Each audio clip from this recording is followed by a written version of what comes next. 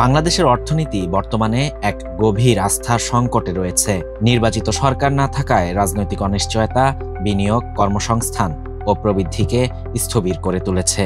ব্যবসায়ী ও বিনিয়োগকারীরা এখন অপেক্ষায় আছেন কবে একটি নির্বাচিত ও স্থিতিশীল সরকার দায়িত্ব নেবে।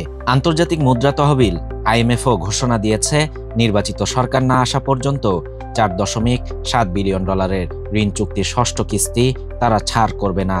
ফলে বিদেশি ও দেশি বিনিয়োগকারীরা নতুন উদ্যোগ নিতে ঝুঁকি দেখছেন। রিয়েল এস্টেট, তৈরি পোশাক, ব্যাংকিং, সেবা ও উৎপাদন খাত সবখানেই বিনিয়োগ কার্যক্রম প্রায় থেমে গেছে। বাংলাদেশ ব্যাংকের তথ্যে দেখা যায়, চলতি অর্থ বছরের প্রথম প্রান্তিকে প্রত্যক্ষ বিদেশি বিনিয়োগ 22% কমেছে এবং নতুন প্রকল্প নিবন্ধনেও গতি নেই। ব্যবসায়ীরা বলছেন, সাময়িক সরকারের উপর আস্থা সীমিত, ফলে বিনিয়োগকারীরা অপেক্ষা পর্বে আছেন। ব্যাংক খাতে ঋণ চাহিদা কমে গেছে, নতুন শিল্প স্থাপন বন্ধ, নির্মাণ ও ভোক্তা পণ্য খাতে চাহিদা কমে যাওয়ায় কর্মসংস্থানও ঝুঁকিতে পড়েছে। পরিকল্পনা কমিশনের তথ্য অনুযায়ী 2025 সালের আগস্টে বেসরকারি খাতে ঋণ প্রবৃদ্ধি কমে 6.35% নেমেছে, যা ইতিহাসের অন্যতম নিম্ন হার। অন্যদিকে সরকারি খাতে ঋণ প্রবৃদ্ধি বেড়ে 16.59% দাঁড়িয়েছে, ফলে শিল্প খাতে অর্থের যোগান সংকুচিত হয়েছে।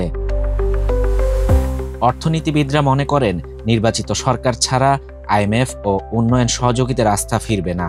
রাজনৈতিক স্থিতিশীলতা ছাড়া দীর্ঘমেয়াদী বিনিয়োগ সম্ভব নয়। বিশ্লেষকদের মতে, সাময়িক সরকারের কিছু ইতিবাচক পদক্ষেপ থাকলেও টেকসই অর্থনৈতিক স্থিতিশীলতার জন্য নীতি স্বচ্ছতা, আইনের শাসন ও নির্বাচিত সরকারের নেতৃত্ব অপরিহার্য।